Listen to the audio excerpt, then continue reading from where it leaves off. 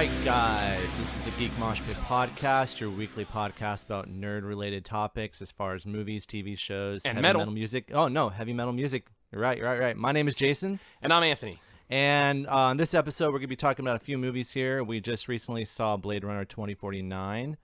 Basically, we saw it 2.5 times. We did. Yeah. Well, okay, so real quick, this kind of all ties in. So, we apologize once again for not releasing this episode a little sooner.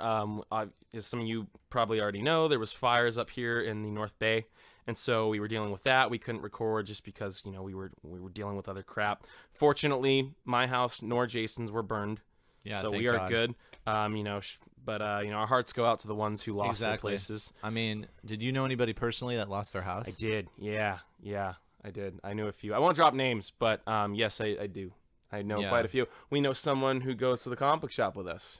Yeah. Who also lost his place, and so that's unfortunate. Yeah, it's a terrible tragedy. But and I'm really it's been tough. It's been like a tough few weeks here in Santa Rosa and just Sonoma County in general. I mean, everybody was pretty much on red alert for that short amount of time, and I'm glad that we finally just kind of worked together and it's finally just kind of gone. And that's like, it was amazing to see everyone come together and help each other out. I know Aleworks was doing like a free food thing for people who lost their homes or who were struggling to eat at their homes because of the fire. And like a few of my friends, they put on like charity events. Comics for the Wind recently had an art thing where all the proceeds went to the victims of the fires.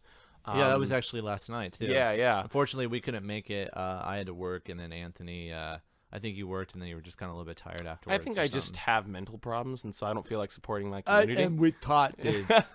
But no. So okay. So the reason we bring this up, on top of, like I said, not posting, on a weekly basis like we normally do. So the Sunday, the night of the fires, we went to go see Blade Runner 2049. We didn't know there was a fire though. Yeah, it was very windy. The fires were already erupting in I think it was in the Napa area at this point and other areas, but Sonoma County was okay so far, I think, besides maybe Sonoma. And so what ended up happening was that we're watching the movie, we get about 25 minutes in, and then the fucking power goes out. And so, we got free, readmissions, and so we saw the movie again later in the week. And then we saw it again. Why did we see it again? Yeah, well, because, okay, so, sorry, folks. I know I give a lot of negative reviews for films, but I did not like this movie. I know what else is fucking new. Water is wet. I talked to a good friend of mine who really enjoyed this film, and he told me that perhaps I didn't understand it. There's a lot of philosophical stuff in this movie that he picked out that I didn't. And he just insulted me and said, maybe, you should have used your brain in high school instead of dicking around, to which I responded, fuck you.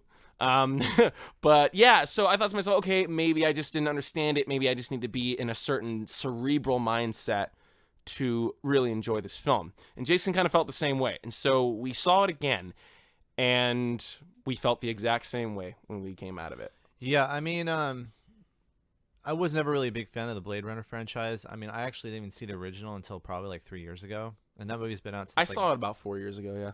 Yeah. I mean, it was one of those like sleeper hits. It like came out in 1982, and I think this is right before Harrison Ford did the last Star Wars movie, which was Return of the Jedi. But I think I don't even know actually when the first Indiana Jones came out, but I'm not sure if this came out before Raiders of the Lost Ark or afterwards. But I think his name was the name that carried this film. So it was pretty much like on the posters it said Harrison Ford in Blade Runner. Right, so it was directed by Ridley Scott, who was well known for directing the first Alien film. Yes. And the really cool thing about Blade Runner is I like the whole noir, Neo-Tokyo kind of look of it, because a lot of anime, you can tell that it's very inspired by like movies like Blade Runner.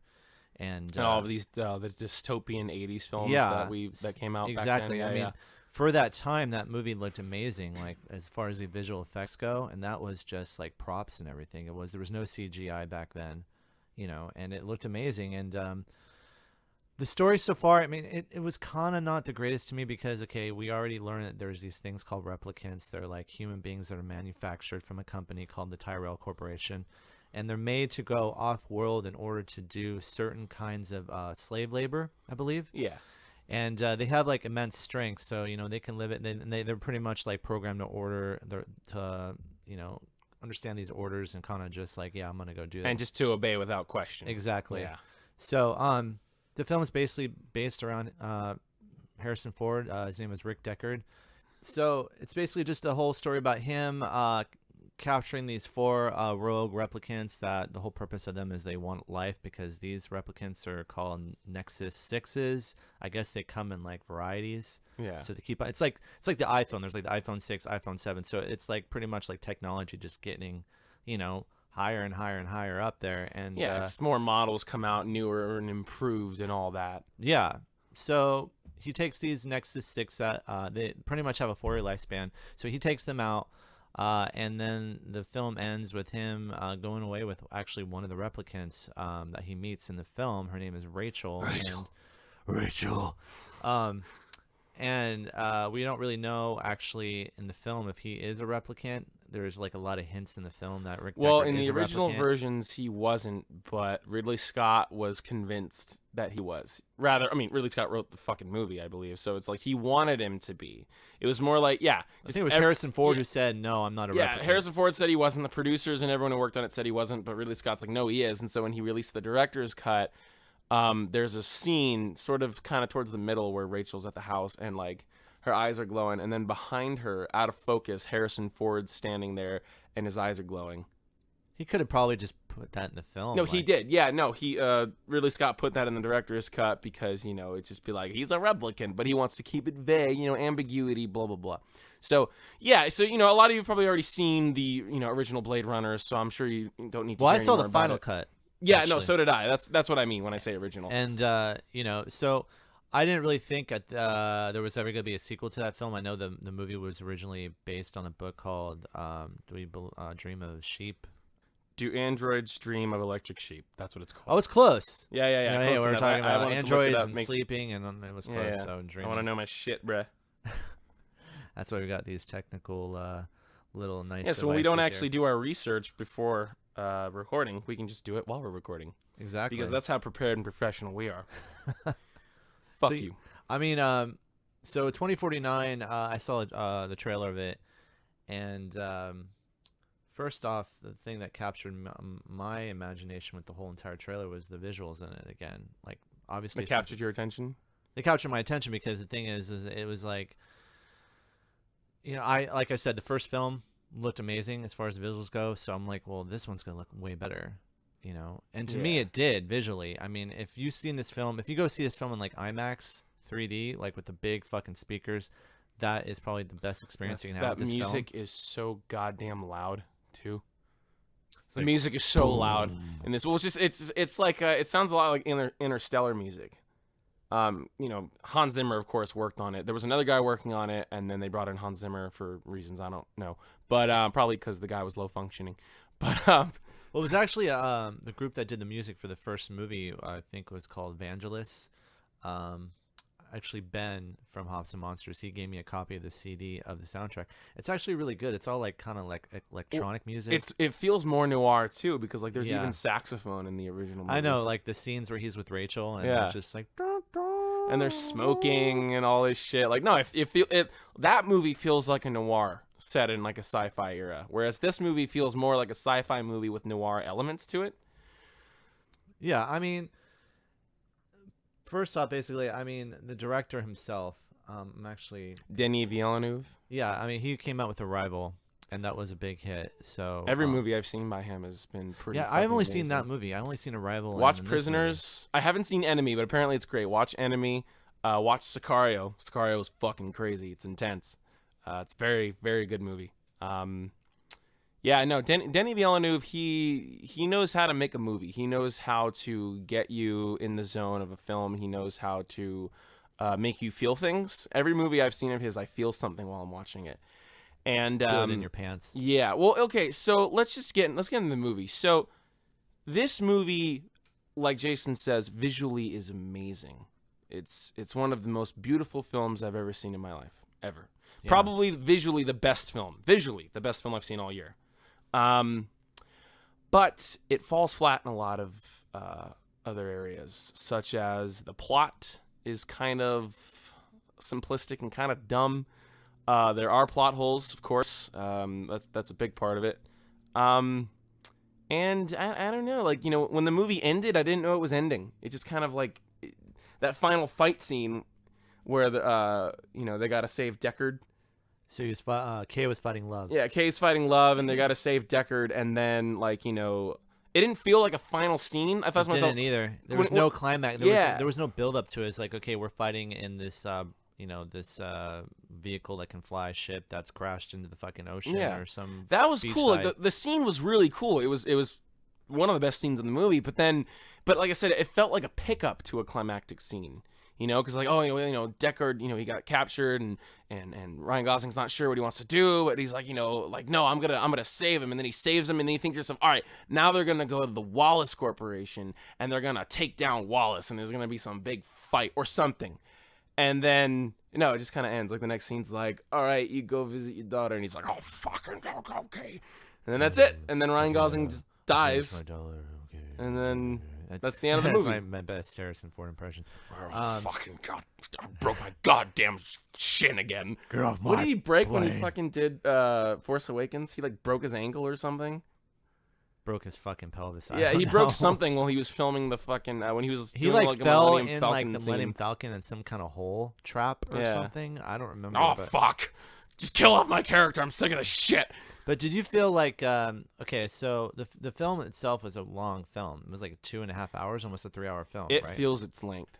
That's another thing about this movie, folks, is it's really boring and it's so long, and a lot of scenes of Ryan Gosling just walking.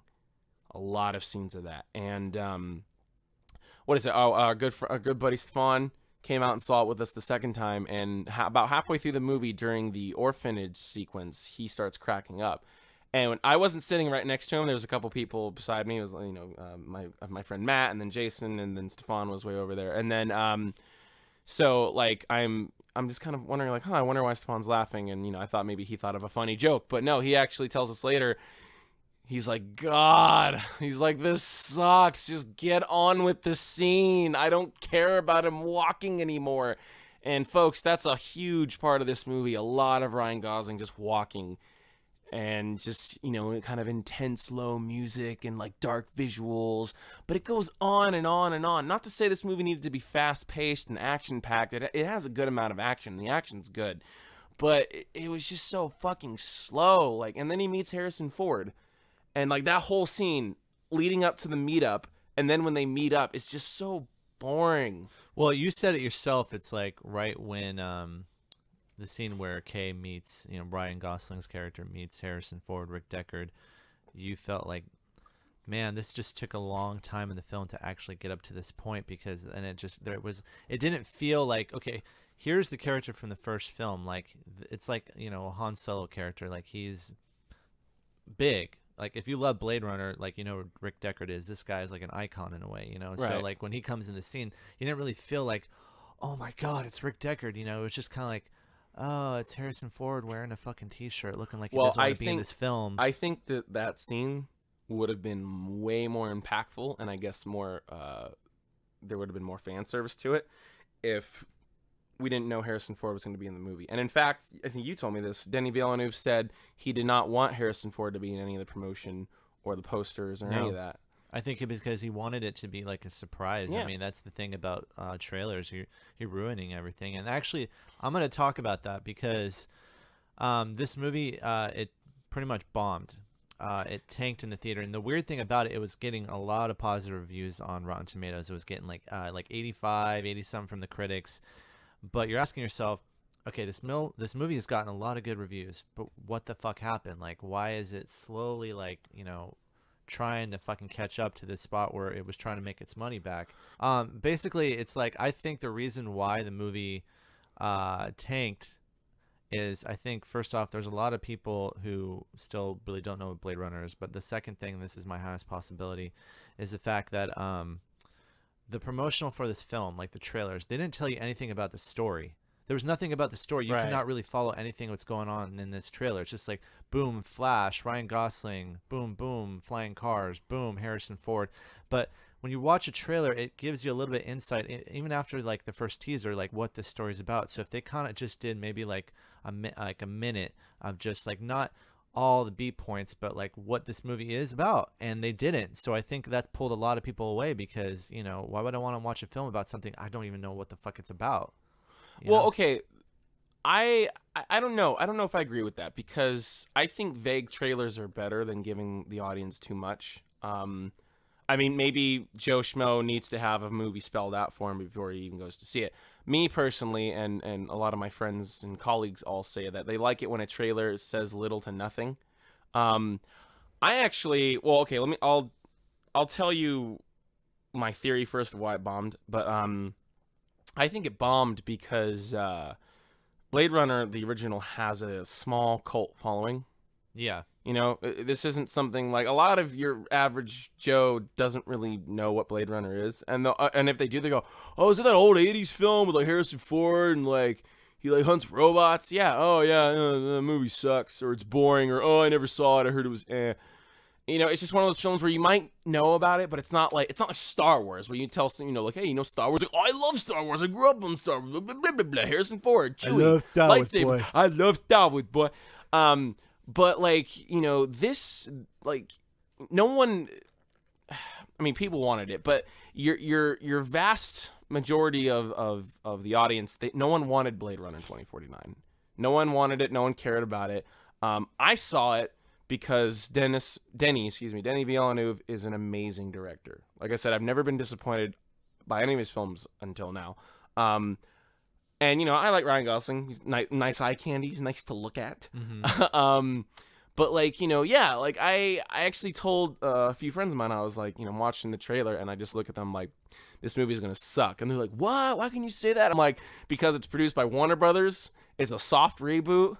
No one wants this fucking movie. Like, who the fuck wants to see Blade Actually, Runner 2? I don't think it was Warner Brothers. I think it was Sony. Warner Brothers and Sony. Oh, it was. Yeah, it was Warner Brothers, collaboration. okay. And that's another thing. Sony, they're doing so great in the movie industry these days.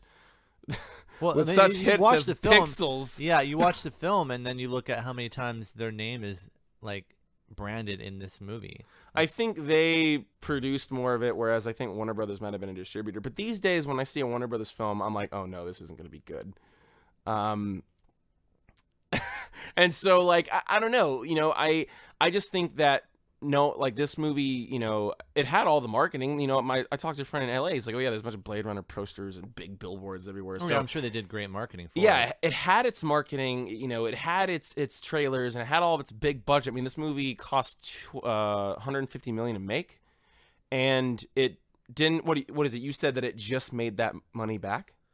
Yeah, the film Shit, this movie's itself- been out since the beginning of the month, Yeah, this movie's been close to a month old now. I mean, it's and it finally made its money back. I mean, yeah, Yes, it's it a was- flop. the movie was on a budget of 150 to 185 million, and in the box office, it made 195.9 million according to Wikipedia. Right. So it did a little bit above it, but still, a movie like this, especially with the franchise and with the actors, and with how, I mean, this was probably there was like this movie won some awards actually. I don't know what the actual Probably name of the best visual effects and all that crap. yeah, it got a few accolades. Like a lot of people thought the trailer, the teaser trailer, was the best teaser trailer of 2017. We're giving awards for trailers now. Oh my god. The most anticipated movie in 2015. It won an award. 15, for you that. mean 2017? Oh, sorry, 2017. So yeah, it's got some awards. Oh, it's actually Golden Trailer Awards gave it the best teaser. IndieWire Critics Poll gave it most anticipated movie of 2017, and then it said Producer of the Year from Hollywood Film Awards. But that's the thing. This is something I don't get. So, you know, it got a great review on Rotten Tomatoes. You said 80-something%? Yeah, it was and like then 85 something. Yeah, and then the yeah. fucking critics, the audience score was about the same thing. Yeah, I remember exactly. they were about. So I was just like, if everyone likes this movie, why is it bombing so hard? I mean, obviously you know how Rotten Tomatoes works. It's like it's an average of how many people review it. So let's say 5 people or maybe 6 people reviewed, 6 audience members reviewed Blade Runner, and you know, like 4 of them liked it. Yeah, That's going to give you an 80-something%. So it's like people saw this movie, and every other review I've ever seen besides this one, people are just like, oh yeah, it looked great. I haven't seen anyone actually get into why the plot is good or what's so philosophical about it. Because my friend who told me, he was like, there's so much philosophy and all this shit, he was just kind of picking that out of nowhere. He was taking tiny little things and just applying all this like depth to it. And if that's what the movie's supposed to do, then I think they did kind of a bad job, because he's the only person I've met who's done that. Otherwise, I think my friend was just kind of more, he took this movie and he's just kind of, he put his, like, I don't know, he just had a different perspective when he saw this film. Because he was talking about all sorts of things. He was saying, like, oh, what if the kids are replicants? This and that. Like, one thing he pointed out, which is actually, I actually picked this up the first time I saw it, was he's like, oh yeah, Jared Jagoletto Wallace is like, he thinks of himself as a god, because the first line he says in the movie, he's like, when an angel enters the kingdom of heaven, they usually bear a gift. And so it's like, okay, he thinks he's a god and this and that. They could have done more with that character too. The fact that he had those like little floating little eye things, and they could have done more with that. Did you notice that the fucking the whole revolution thing kind of came out of nowhere? It's like with the replicants. Like towards the end, it's just like we are gonna start a revolution. It's like, what? Where did this come from? I could tell like that was one of the things about the film. You were just like, really? Like this just came out of nowhere, and then they didn't do anything with it because the movie ended like 15 minutes later. No, I mean obviously, again, since we're talking about films, and every time we talk about a film on this podcast, we're spoiling the fuck out of it. So, like, again, if you have not fucking seen this film, turn this off, watch the fucking movie. No, don't see this fucking movie. Don't. It's fucking boring. It's really boring. Watch the trailer. Your opinion. That's your opinion. Everyone's, like, got an opinion to something, right? I wasn't necessarily bored with this film. I just thought the beats weren't there for it. And especially the parts I found really utterly boring to me was the whole like wooden horse thing. I mean, that just dragged on, that whole scene of him hiding the horse. Well, actually, it's a girl because it's Rick Deckard's daughter. But still, that was just boring to me. I'm like, God, this scene's just dragging on. And then when he goes to the orphanage and he meets fucking, Clear, right? Oh, yeah. Well, I know Morgan, him as when he meets Morgan. I know him as Shax. Yeah, Morgan. It's just like that scene was kind of boring. But like when we first saw it the first time before the movie, the power went out. Like that intro to that film, you thought was great. Well, yeah. What is it? The first 20 minutes roll, and he gets to the scene where he gives his girl that like they called it an emulator or whatever it was called, and then she goes outside. Defibrillator. Defibrillator. I was like, whoa. I was like, dude, like the opening scene with him and Batista was fantastic, and when he's flying into LA and the fucking music, yeah. I was just like, oh man, this movie's gonna be fucking sick. I'm like, oh man, I can already feel it. Like, holy shit. And then in that scene, I was like, whoa, they're gonna do something with this android, like with hologram girl. Like I thought she was gonna become a replicant later. That like Wallace was gonna take her whole thing and put it into like a body as a way of like trying to get Gosling to do something later in the film. And so I was like, oh man, this is gonna be so fucking cool. I can't wait. And then, so then I see the movie again, and, about, I think it was like... Where did this movie kind of lose you? Like, it lost me when he was going to see Harrison Ford, because I'm watching this, and, like, he's in Vegas, right? And I'm just thinking to myself, like, okay, we've seen the trailers. We know you're going to meet. Let's pick it up. Pick it up. Come on. This is taking too long. And it's still going. And I'm like, holy shit. I'm like, I get it. You're in Vegas. You've established the scene. You've established the location. Let's get on with it. And then they have an awkward fight in the little theater. I actually thought that was cool, the way the whole thing was set up with. I mean, like it was neat, but I just like I remember just kind of like. You want a drink? To me, that scene would have been better if there was just music playing throughout rather than like the music cutting out. I don't know. It fucked with like the pacing, like the audio pacing. To me, I don't know. That's just Harrison Ford is like, how old is he?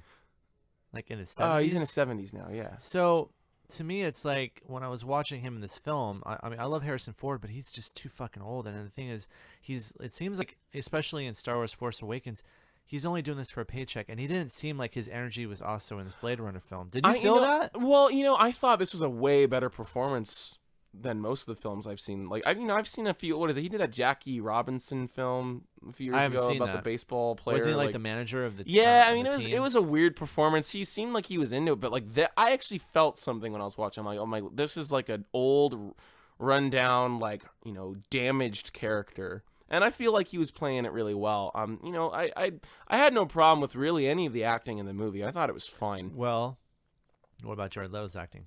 Oh, fucking yeah. That's the one person where I'm just kind of like, I am so. A galaxy of stars. I'm a god. Are running on the backs. I'm gonna ramble, and I know the rambling isn't his dialogue, but I just I didn't really like his performance. It felt a little too like, I'm so evil, and you are good, and good must die. Kind of had like a weird William Shatner thing going on. Oh, hey, we gotta talk about. I'm the captain now.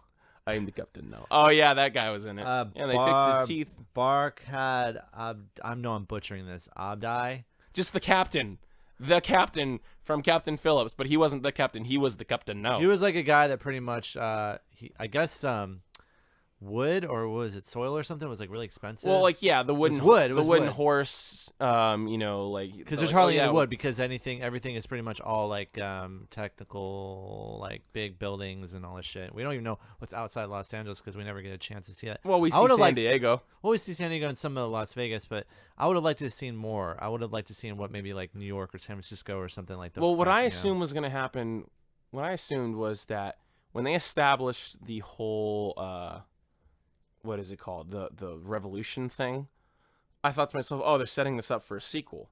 But then Gosling died, and I was like, oh, so is the girl, the daughter, is she going to be the lead character in the next movie? Is Harrison Ford going to be the lead in the next film? Are they making another film? What's going on? I think Ridley Scott wants to make another one, and the director, Denis Villeneuve. Yeah, he knows his name better than me. I don't know how to pronounce his last name. I think he said he piqued interest in it, and Harrison Ford said he would do it if the script is right. So, like I said, the movie kind of bombed, but it made its money back. So, well, a movie's considered a flop if it doesn't make its money back within the first weekend or even the first week. And it took what 3-4 weeks for it to make its money back. Yeah, no, this movie's a flop. They're not going to make another one. I mean, if they did, like you said, how would they fucking go about? So, I mean, if they like resurrected or put Ryan Gosling into another replicant and just brought him back to life, or I mean, we obviously learned that Harrison Ford's daughter, she's the memory maker. She's a memory maker, but she's kind of locked in some kind of fucking like bubble. Okay, that's another thing that doesn't make sense. Okay, so I want to get into plot hole stuff now. So we don't have to talk about the whole plot of the movie. But yeah, I know. I want to get into this though because this is another reason why I didn't like the movie. So, okay, so how did she get in there? They hid her, and so they gave her to some corporation and just lied about her importance. See, that's the thing. Like, how did she get in there? Like, okay, I get it. She establishes her little cover. She's like, oh, yeah, I have a genetic disease, and so they locked me in a room. But it's like, you were locked in here as a child. Why would they, like, give you all unlimited resources to do whatever you want just as long as you don't leave the room? Were you making memories at age, like, 8? Like, they never really got into that? Well, they showed her at the orphanage in the flashbacks. Yeah, no. But, like, how did she get there? Because they dumped her in the orphanage, right, to keep the secret. And then she somehow gets over there. And then Wallace is like, oh, yeah, she's the best memory maker, and so we use her. It's like, but how did you find her? Who is she to you? Why did you not check if she was a replicant? Yeah, they briefly mentioned to the audience as the viewers, we are made to believe that somewhere along these years that she's been around before we see her in her adulthood, that she was being traded between people. I think there was I heard trade a lot, she went back and forth between people. The replicants and whatnot, who were allies with Rachel and Deckard, they were hiding her and they were keeping her safe and all this stuff. But it's like, how did she get locked? How did she start working for Wallace? How? Yeah. All she said was, "Oh, I'm good at what I do. I make good memories, and he needs me." Okay, but how did he find you? How did you? Whatever. So okay, they don't really establish that. Also, yeah, the Revolution thing. It comes out of nowhere, and then it goes away. Mm-hmm. I also didn't like that they did that with this movie. It's like, oh, look, the robot's got to rebel. Yeah, iRobot. And every other fucking movie that has stuff in it. Yeah, Westworld. Also, I didn't understand why Love killed the hologram. Remember when she killed Joy? Oh, well, she killed said, "I hope Gosling. you're happy No, with our but product." why did she do it? I think she did it because the fact of, just to kind of put salt on the wound, because she kind of kicked Kay's ass, and then she noticed that the hologram was like, please don't hurt him, please don't hurt him. But she knows it wasn't a real thing, and she's like, hey, by the way, I know this means a lot to you, because he mentioned it too But early why in would the he film. want to hurt her? Or excuse me, why would she want to hurt him? Why would Love want to hurt Kay? Like, like, I know she says at the end when she thinks she beats him up, like, I'm the best replicant, but it's like, why would you, okay, you defeated him, but why are you going to kill his girlfriend? Like, what do you get out of this? Are you just fucking evil? Like, who and what are you? How did she get in the police station and kill that one That's the Morg thing, dude, too, like, with and all then the, killed Robin Wright? How cameras? does she get away with all this shit? The cameras in there. Yeah. I mean, seriously, she kills Robert Wright. She goes and steals the bones of Rachel's bones, and it was just like, where the fuck is the security? And she meets. How is she getting away with everything? I also don't understand why she's always crying for no reason. She's yelling at Robin Wright, oh, I can just lie to Wallace and say that you tried to kill me, and then she starts crying. I'm like, so is that a trait? They cry when they lie? No, because Ryan Gosling doesn't do that. I also didn't think they utilized Joy that well either. Like, they introduce her, and I think to myself, oh, they're going to do something with this, but she kind of is just there. She doesn't do anything. I mean, it was a neat aesthetic. I kind of liked the fact that he's dating an android, or he's dating a hologram. I liked that, but they didn't do anything with it. So this movie has a lot of cool little ideas like that, but they don't really utilize them that well. Well, there's a few things I wanted to bring up really quick about the film here. What was up with the date that they kept showing in the film? I don't know if that meant was Rachel's that death. was the day. Was the the baby boy was born? Yeah, that replicant, that the half breed was born. Because I think it was Deckard that was making the little wood horse. He made the wood horse and he gave it to her like when she was born or whatever. Yeah, I actually noticed this too. Remember when we were watching the film the second time, and we obviously know, I think it's Sean Young is the name of the actress that plays Rachel in the first film. We're wondering, like, why when he found that little box and the sock was in there, and then the photograph of the woman holding the baby, and I was like, that doesn't really look like Rachel. It was really, really small though. Well, that was the woman who lost her eye. Yes. Yeah. So Well, I was she was kind of just going, like because a they mentioned caregiver. early in the film that she died during childbirth. So I'm like, maybe would someone lie about that too? But well, I knew it wasn't Rachel. I was just like, okay, why would they change Rachel's look? I'm like, that has to be someone else. And then you see the woman at the end of the movie. But, also the sex scene comes out of nowhere. with the threesome scene. Yeah, well, like it was neat. Like I said, once again, good ideas, really good ideas, but out of place. He comes in, hey, plot twist, you were right about everything. Oh man, we gotta do shit now. Like, oh, there's so much we gotta do. And then she's just like, okay, before we do any of that, we're gonna have sex because reasons. I can tell you liked her. It's like, no, he didn't. He fucking shooed her away. That brought me back to that movie, Her. I was mentioning this to you. Yeah.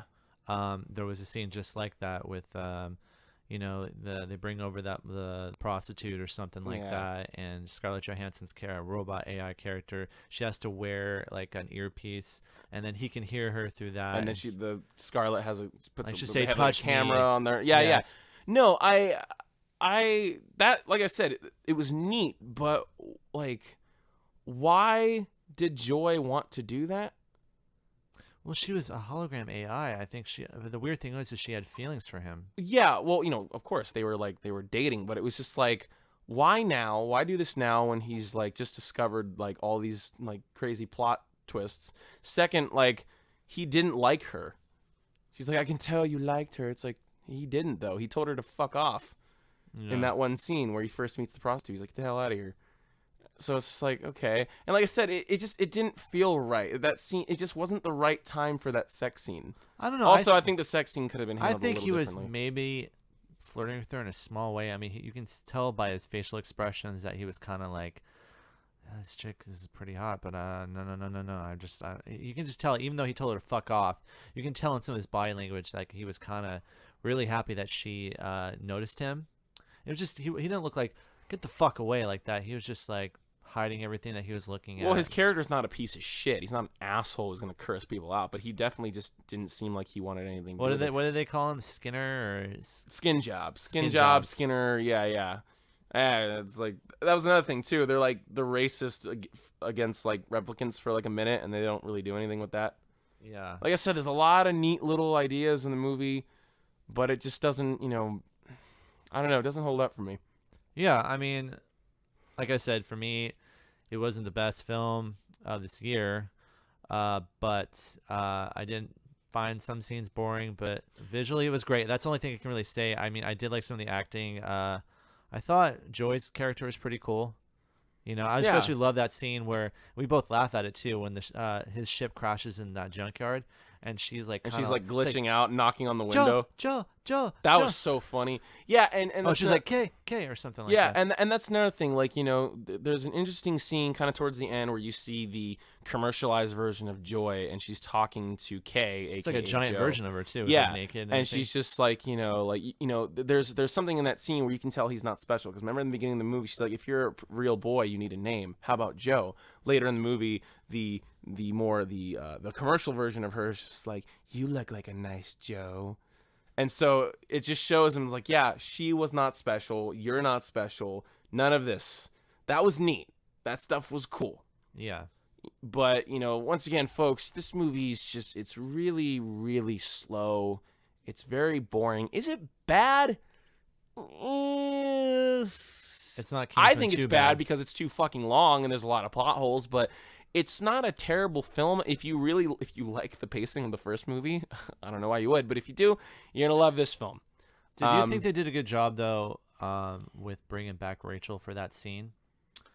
I think it was pointless. I think also, okay, so that was another thing I thought about that. When they captured Harrison Ford, and they brought back Rachel as a means of trying to get him to talk and get him on their side, it should have been the other way around. They should have captured Kay, and it should have been, like I said, they should have downloaded Joy's memories into a replicant, and then she comes out.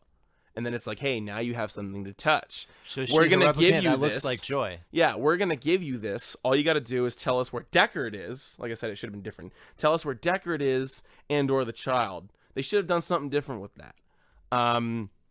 My friend got a philosophical thing out of it that when Deckard says Rachel's eyes were green, it shows that no matter how hard Neander Wallace tries, that he will never be as perfect as Tyrell because he fucks He's not him really up. a god. Yeah, He I thinks didn't. he Like I is. said, I didn't pick that up from it. I thought it was more like, we got him, we're tempting him, we got this, but you fucked up.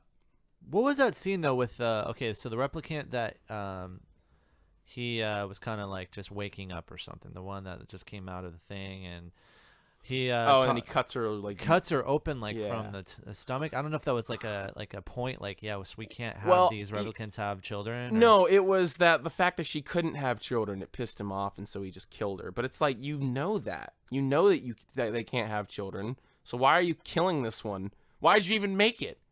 Yeah. So Yeah. I don't know. There's a lot of things like that where it's just kind of like, it doesn't make sense why a lot of characters are behaving this way. Once again, the fact that Love can just get away with doing whatever and just kill people in a police station. It's just like, oh yeah, no big deal.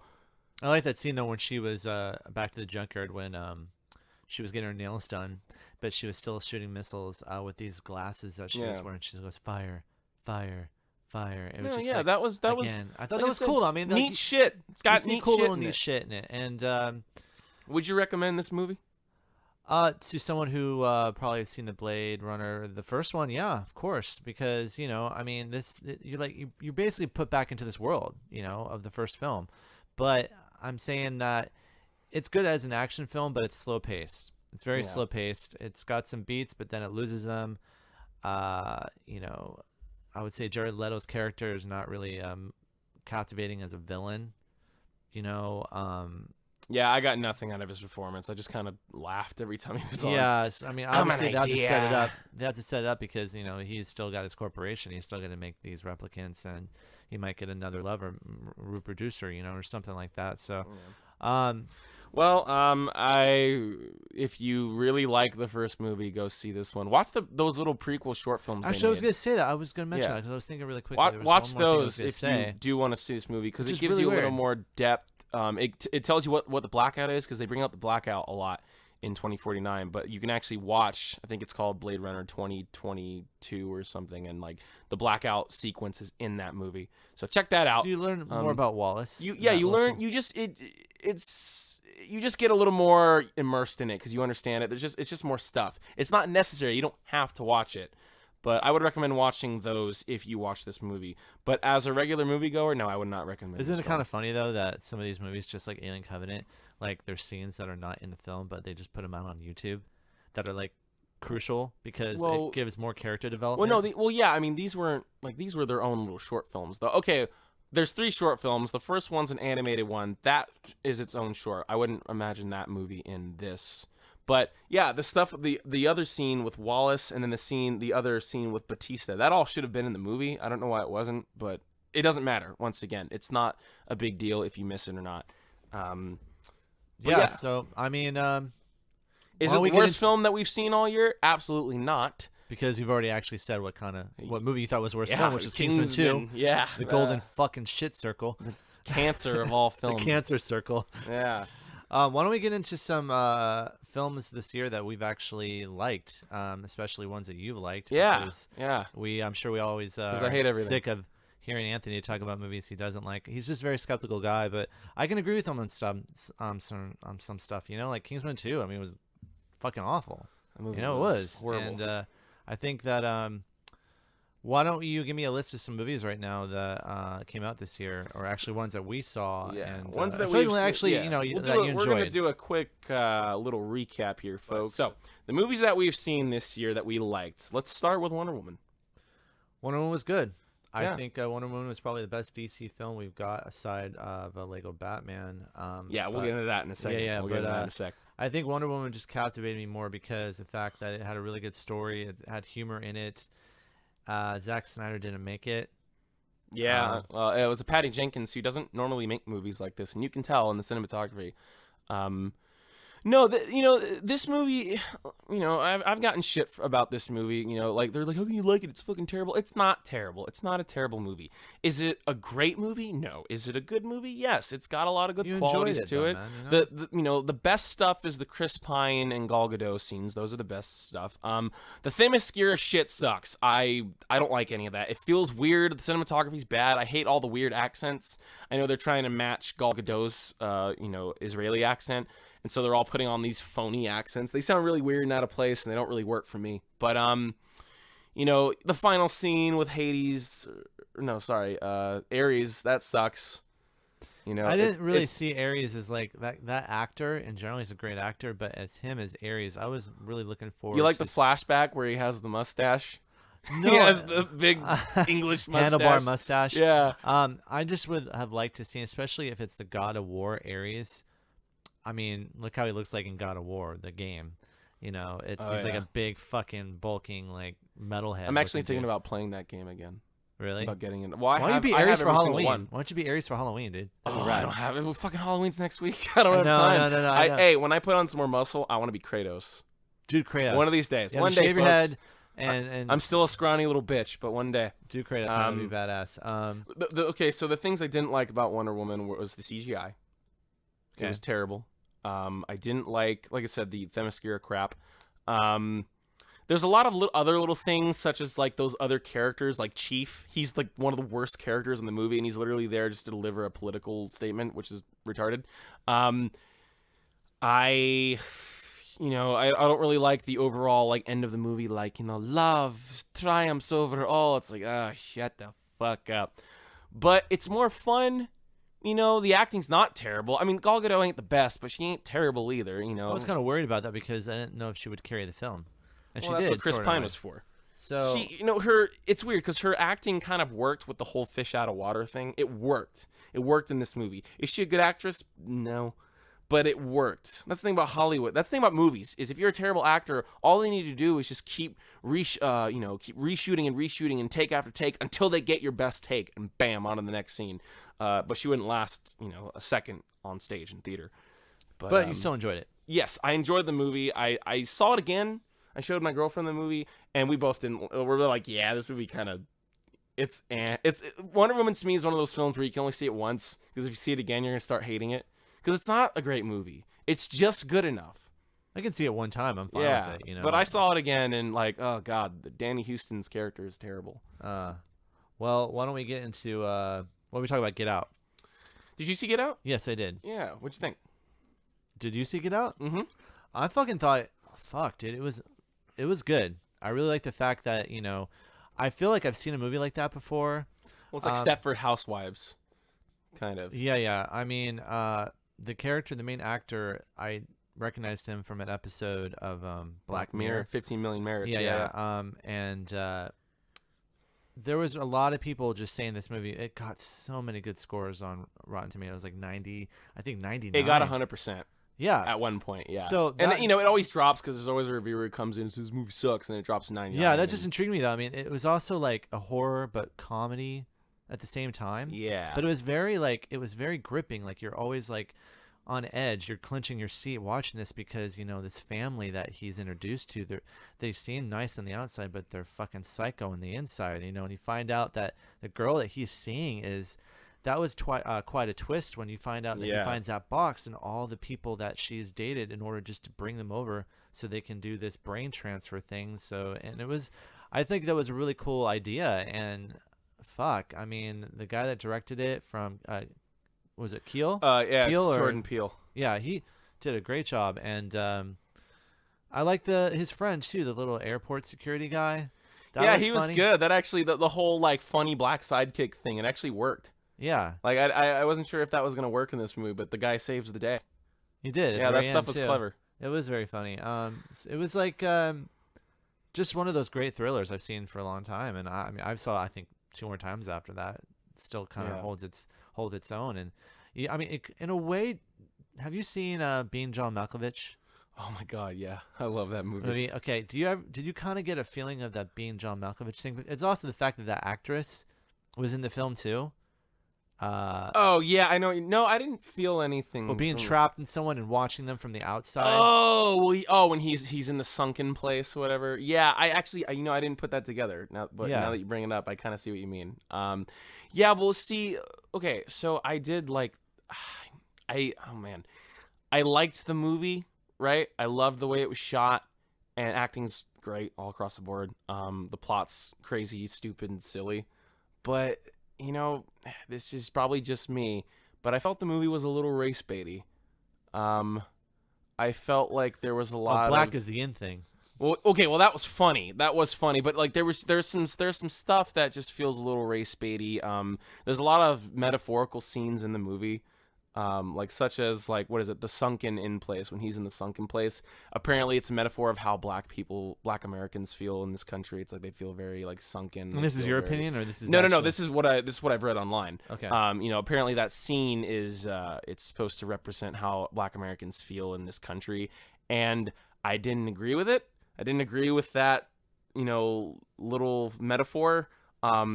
Like I said, there was a lot of other scenes in the movie that just kind of felt like this movie was trying to tell me that, like, hey, white people are racist. And on one hand, one of my friends like, oh no, it's a spoof. It's all a spoof. And I was like, it feels a little too serious to be a spoof. I don't know. So I feel like that movie had this. I know I'm stepping into Nazi territory. Don't want to get there, but it's a good movie. Like I said, acting across the board's great. The whole sequence is wonderful. The whole movie is pretty great. When you take out all that political bullshit, but there's a lot of politics in the movie that I just don't really. That doesn't sit well with me, but that's just me. Would I recommend this movie? Yes. Please, great go movie. see it. What you got? Lego Batman. Lego Batman. That movie was fucking amazing.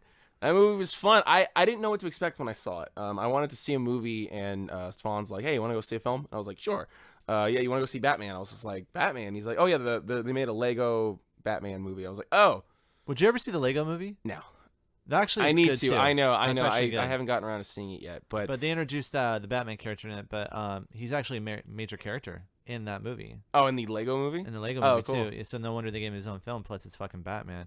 When I saw the trailers for it, it looked fucking funny as hell. Now, this is the best DC film that's come out since The Dark Knight. Absolutely, I think this movie's fantastic.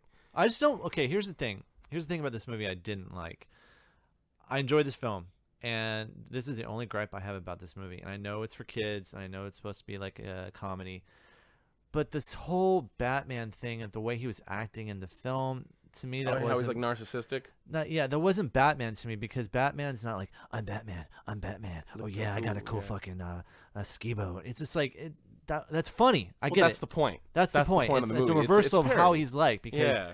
he is like a dark superhero who pretty much just beats the shit out of guys and causes fear in them. And then in the movie, he's just like He's he's like a egotistical narcissistic and, fucking egomaniac. And but the scene, that's the only gripe I have about that film. But the scene I really liked also in that film was the whole lobster scene when he goes back to the mansion after saving the city. Yeah. And he's by himself. And he's just like all alone. He's like, woe is me. And he's cooking that lobster in the microwave. And that scene, you can just tell like he's just like waiting for it to fucking finally be done.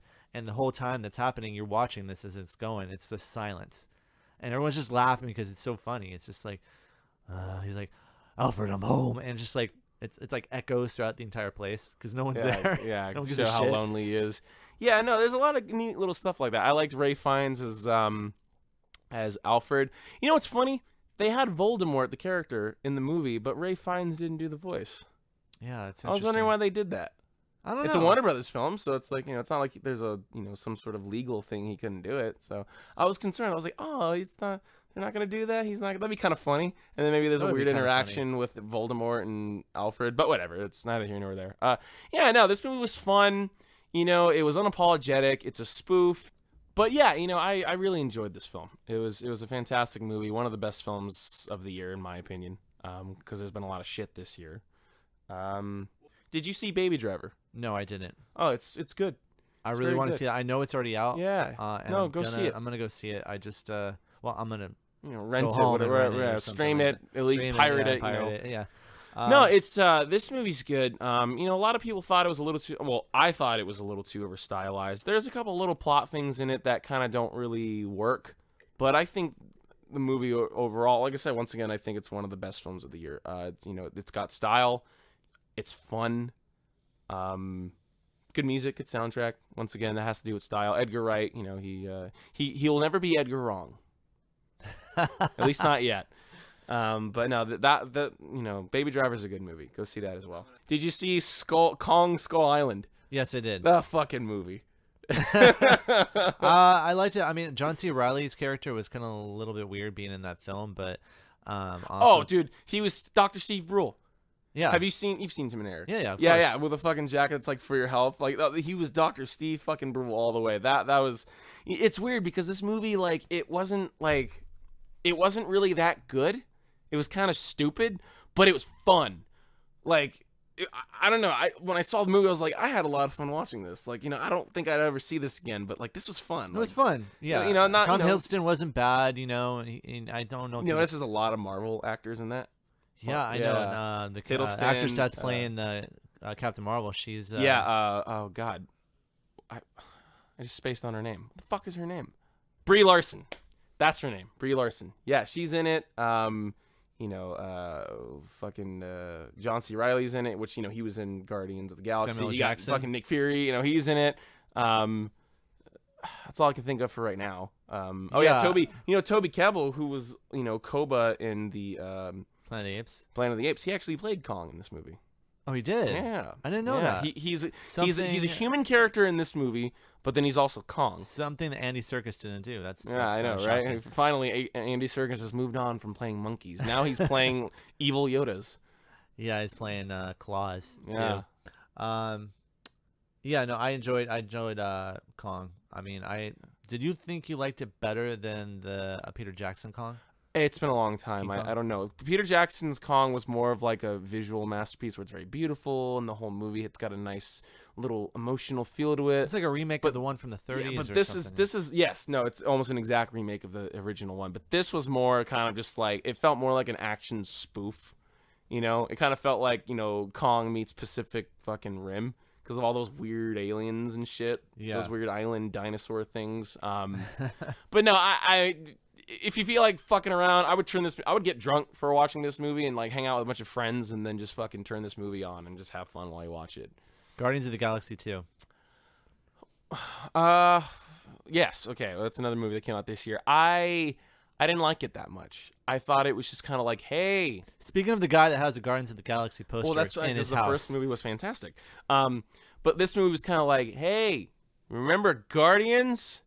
Well, here's more. You like this, right? Look how obnoxious Drax is. Isn't it funny that he's just over, like, just, oh, you're so ugly. Oh. Yeah. I was like, yeah, I get And it. Baby Groot shoved right in your fucking face. God, the whole baby, hey, buy this toy. Buy this Funko doll. It seemed like a fucking ad for a fucking toy. Yeah. Or like, He even had Funko eyes. It's like, buy the Funko doll.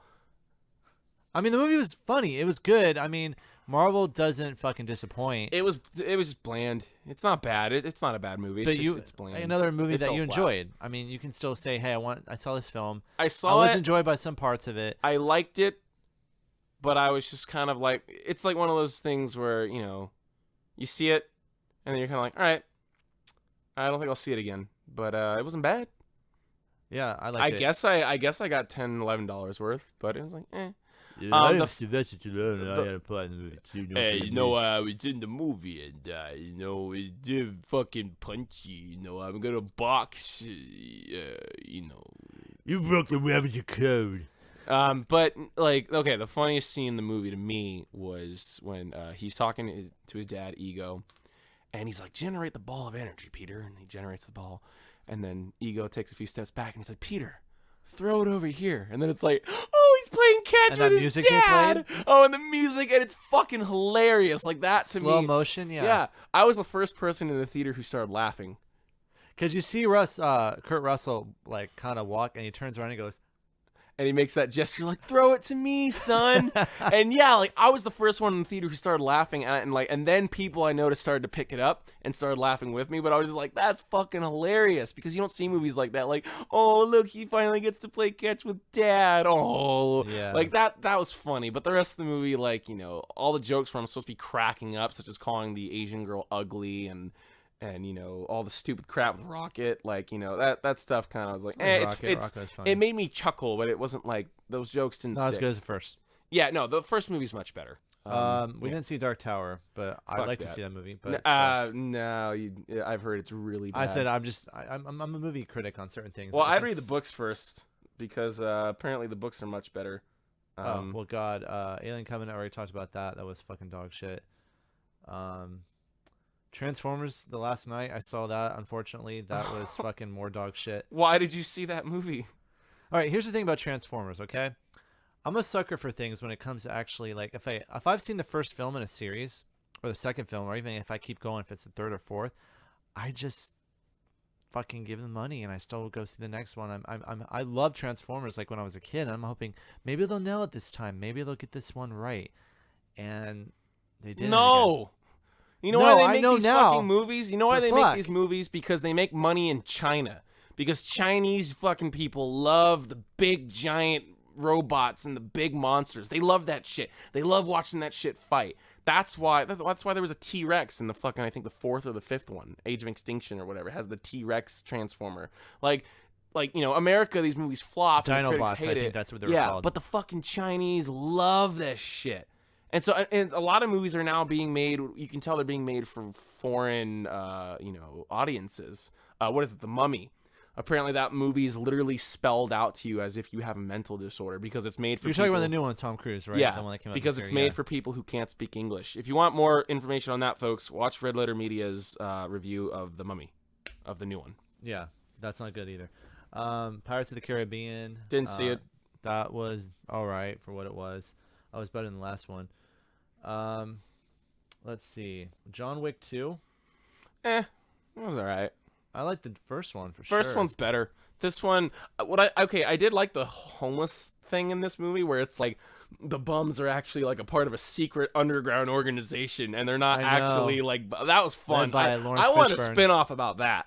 The Lawrence Fishburne homeless people. Yeah, I want a whole spin-off about that. Yeah, that stuff was fun, but the rest of the movie kind of was just like, it was whatever. I saw it and was just kind of underwhelmed. That's pretty much. I'm looking at my list, and that's pretty much everything I've seen as far as the big films. I haven't really seen any of the underground independent films on this list. I did see a really cool film called I think it was like Break It Down, or it was a documentary about the underground punk scene in the North Bay, Berkeley. Turn It Around, that's what it's called. And it's about like how a lot of the punk bands started, like Green Day, Operation Ivy. It was a great like documentary, almost a 3-hour film, but I loved it because it kind of like, the bands that you liked, or you want to know how like Gilman Street first started. It tells you everything about that, and that was a great documentary. Well, you know what other movie I saw this year that I really liked, and it kind of just came and went? What was that? The Hitman's Bodyguard. I was a little worried about seeing it, but I saw it on a cheap Tuesday, and I was just like, fuck it, let's go give it a shot. And I thought it was going to be dog shit, and I had fun. I think it was one of the funnest movies I've seen in a while. It was unapologetic, it didn't overdo it either, which I liked, and oh god, you can't go wrong with Salma Hayek's big juicy ass. You don't see her bare ass in the movie, but there's a sequence where she's fighting people and she's in jeans, and then she bends over and fucking Sam Jackson's mouth drops. And I was thinking the same thing. I was like, yeah. I'm like, dude. And then you see her fucking tits jiggling in it. It's just like, oh, she's so fucking hot. That was a nice scene for me. Hitman's Bodyguard was a fun movie. Ryan Reynolds and Sam Jackson they're really well together. I thought it was just the ass that you liked. That was it about the film. Oh yeah, no, I'm just a misogynist prick, and all I cared to look at is tits. I mean, it's not like women are people, right? But just go see this movie. It's a lot of fun. Salma Hayek's character is amazing. Besides the way she looks, she plays it really well, and her chemistry with Sam Jackson's fantastic. Ryan Reynolds and Sam Jackson work really well together as well. It's a great film. Go see it. I know it just kind of came and went, but it's a lot of fun. Well, unless there's anything else that you saw this year that I didn't see that I liked, I've seen a lot of bad movies this year. I'm just going over the ones I actually seen, even though they were bad too. And we both saw the Mummy. We just talked about that. I saw Cure for Wellness. Mm-hmm. You know about that movie? Who's in that movie again? Dane DeHaan, Jason Isaacs. It's really weird. It feels like Shutter Island, and then the last half hour is basically watching Van Helsing. Really? It's really fucking weird. There's basically this sequence where you find out Jason Isaacs, spoilers, this movie sucks. You find out that he's immortal, and then his face gets burned, and then he's fighting Dane DeHaan. He's throwing him around. There's all this action, and they're in a cave, and I feel like I'm watching Dracula. It just felt like I was watching a monster movie, and it just turns into fun schlock at the end, but it's not good. The movie's a waste of time. It's too long too. Yeah, I mean, I've seen a lot of bad films, but let's talk about the final movie that we actually liked. The Holy Grail of the Holy Grail of 2017 films, and that was Logan. Fuck. Logan was amazing. Logan is my favorite film of the year. It's probably one of my favorite films in a couple years. I mean, I don't know, man, because this film, I'm a Wolverine fan, and I love the X-Men, and I love Hugh Jackman's approach as Wolverine, regardless of people bitching about it, saying, oh, he's not fucking short enough, or whatever. This movie was just gritty.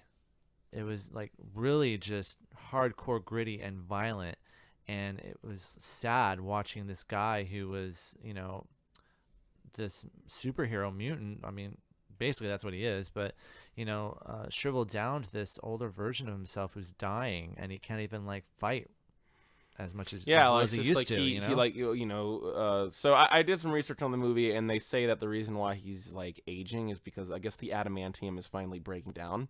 So it's poisoning his blood. Yeah, and so there's a lot of theories. I actually thought, because Xander Rice at the end of the movie explains how he killed the mutants. He's like, oh yeah, I was using corn syrup to put additives to target the mutant X gene, and that's one of the ways he wiped out everybody. It's implied. There's a lot of implications in this movie that they don't just tell you outright, and that's one of them. So I thought, oh, maybe since Wolverine was virtually immortal, he got hit with that thing, but instead of dying, he just started aging. That's what I thought. I actually knew right when I was first watching the film it was the adamantium, because he made kind of hints at it. Yeah, he talks about it a lot, so that's what it is most likely. Although, like I said, it's still more of an implication than it is a statement. But yeah, I originally thought it was something else. Your father's the one that put this poison in me. Yeah, I think I might have killed him. That was a good line. Yeah, no, it's Well, wait. Didn't he hear say, I think I'm gonna kill him, and he's like, no, he says, yeah, I think I might have killed him, and he's like, I think you did too. Oh, I thought he said, I think I'm gonna kill him, because he was so delusional. He's no. I think you already did. No, yeah. But it's fun to watch this. This movie's like it hits you close to home because it's like you're watching someone who you've seen him in all the movies. He's immortal, he's invincible, he's badass, and you're seeing him struggle in this. He's fucking once again, what is it? They explain in Days of Future Past, like, hey, no one's gonna remember the past except for you. So he has all these memories of stuff that has happened or didn't happen, but he's all these painful memories, and then finally, once again, all the X-Men are dead because Charles had a seizure in the movie, and which once again, it's implied. It's never fully given to you that he killed the X-Men. I mean, it's well, it's pretty much apparent that he did, but yeah, he never he said did straight do up. it, but it's given to you more as like a kind of there's a lot of hints. It's not so much as like he killed everyone. Like that. Yeah. That statement's not made. Like the closest you get, whereas before Charles gets stabbed, he's just like, I did something. Or I did something especially in when Westchester. they were driving the car and it was on the radio, like, we haven't seen a catastrophic event until like the Westchester incident. We or haven't something. seen like an And right event before like it was this. going to get into it, Yeah. and the death of the X, and and then it it- just, yeah. turns it off. Yeah, and so I mean, like a lot of this movie's very subtle in that regard.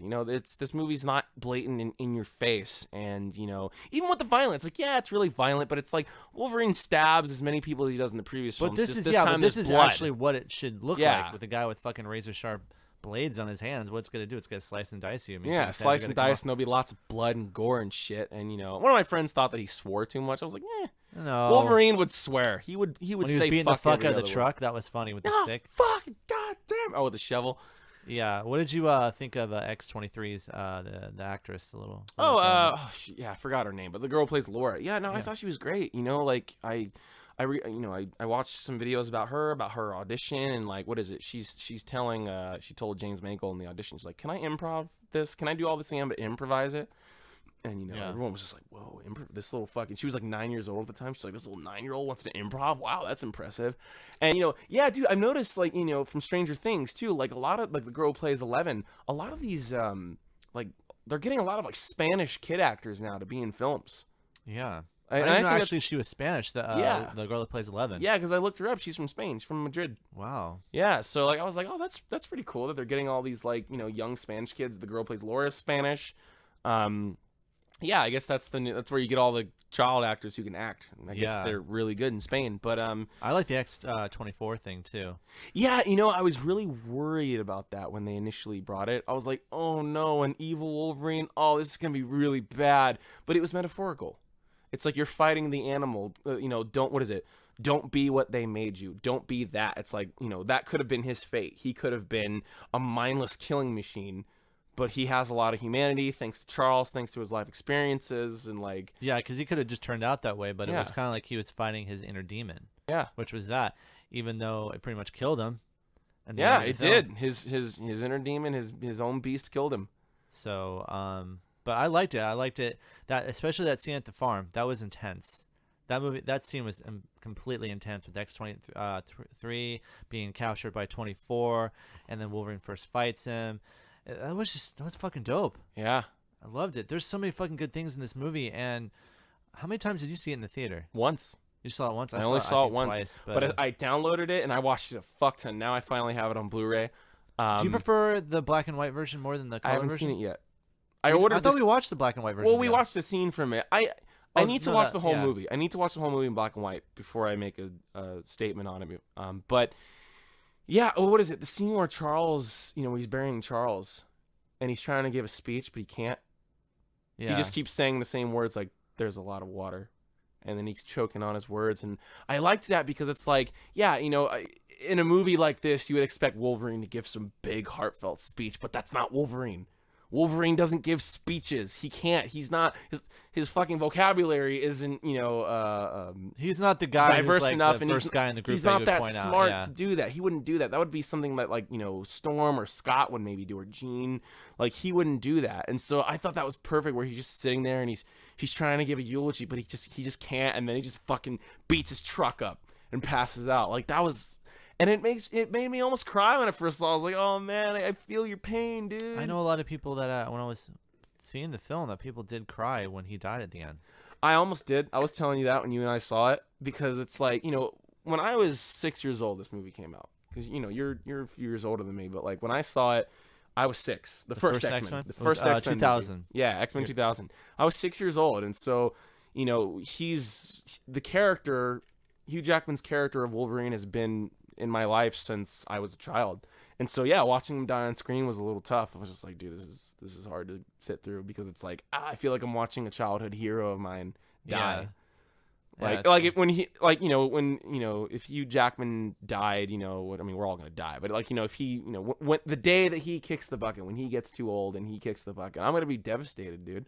I'll be like, oh, Wolverine's dead for real. Yeah, you know, but I remember, I think it was Ryan Reynolds was still trying to get him to push to be in a Deadpool movie. I'm like, well, he just died in his own I think film. he should just make a cameo or something. Like, I don't think he should be. I would like to see a movie where it's like, yeah, it's like they're like, it's like a buddy cop movie where it's Wolverine and fucking Deadpool. That'd be fun. But that would be funny because they're totally opposite of each other. They might still do it because what is it? They're not really in talks for a new Wolverine actor. Well, actually, right now they're talking about the X-23 spinoff, which I don't know necessarily if it's going to be the same actress, the young girl, nah, she's too young. if they're going to fast forward to an older version of her, which is funny too, because you know I was always thinking like, okay, so when they put the claws in her in the feet and the hands, right? When she gets older, her body's going to get a little bit bigger. Yeah. So these claws on her hands are probably going to be like not so big. They're going to be like child size. You ever think about that? Yeah, I was thinking about that because her claws won't be able to grow properly. I was just like, yeah, that's probably what's gonna happen, but you know, who cares? It's gonna fucking have movies. like thumbtacks for fucking Yeah, I know. claws. It's movie. Who gives a shit? Yeah, you were talking about the scene maybe with, adamantium grows with you. I don't know. I don't know. Yeah, the scene with Wolverine when he died at the end. The scene. This was really heartfelt too. This was tough. It was when he's like, so this is what it feels like. Yeah.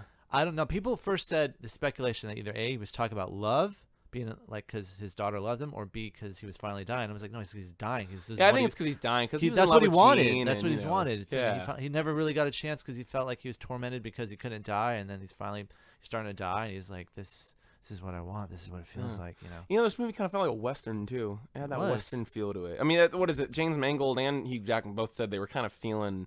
They were like, you know, we consider this movie like a neo-western. Yeah, there was a lot of desert in it. Yeah, a lot of desert, and just like, you know, an old rugged character has to, you know, whip out the gun, or in his case, the claws, one last time to save the village, save the town, exactly, from the government, from the man. Plus we're gonna take down your acres. And plus you know, they had that. I can't recall the name of the movie, but that one film that they were watching in the hotel, the western. Yeah. Oh shit.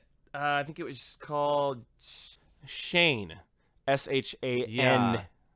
That was the eulogy that she said when at his grave at the end of the film. Yeah, you know, that I think that's one thing I can complain about. I'm just kind of like, yeah, that's a weird little speech to give, that you're quoting a film that you were like half watching with Charles. Like, well, she didn't know what to say either. Yeah, but you know, she at first she denied him as her father, and then finally when he's dying, she's like, she was calling him daddy. Yeah, you know, and everyone.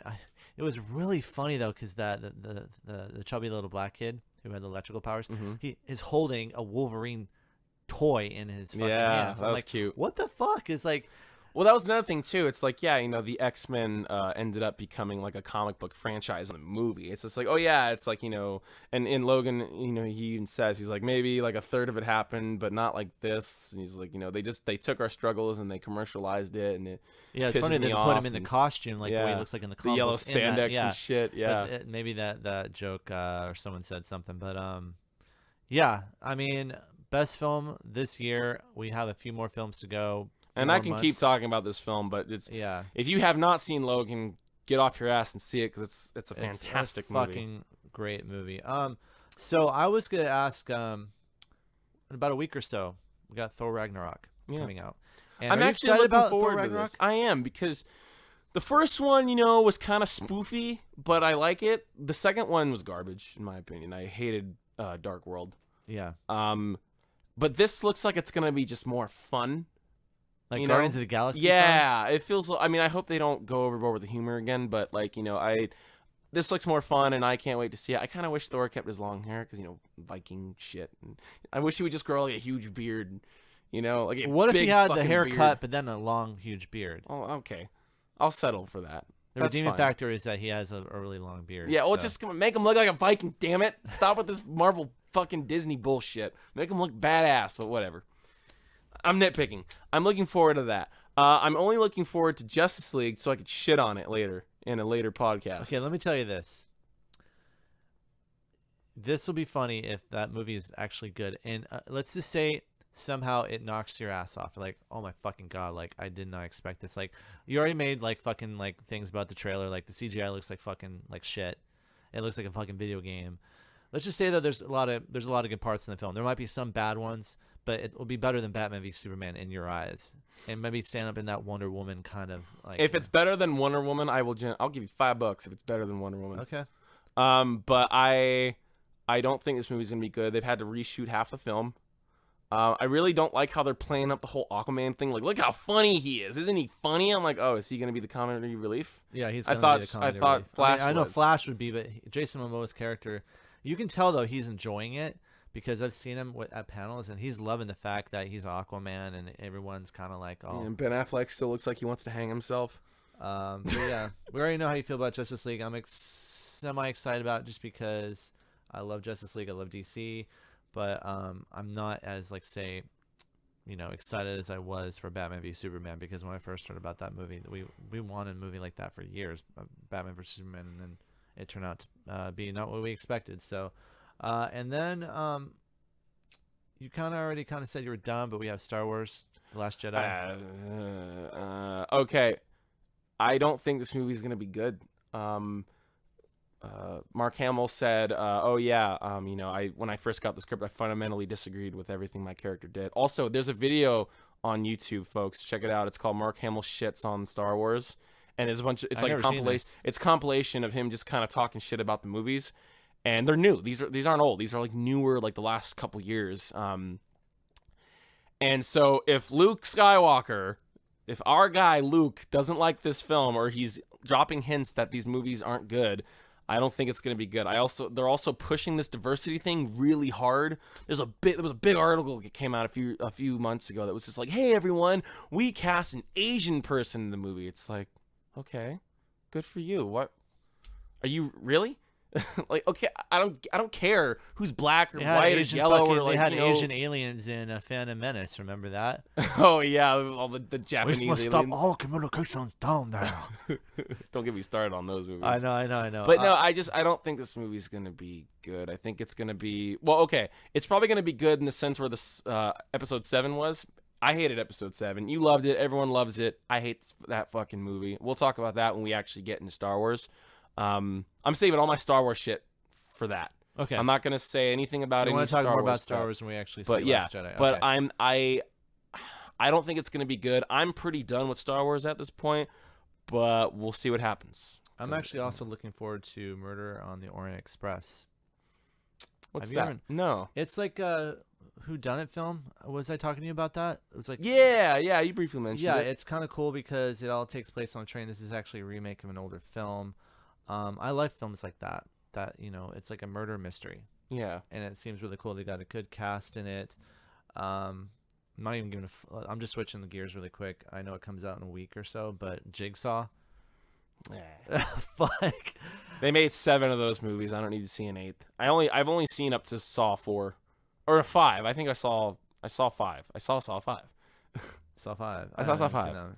But yeah, I mean, as far as everything else, I think that's it. Besides anything that's like underground or independent. Yeah, there's plenty of indie shit.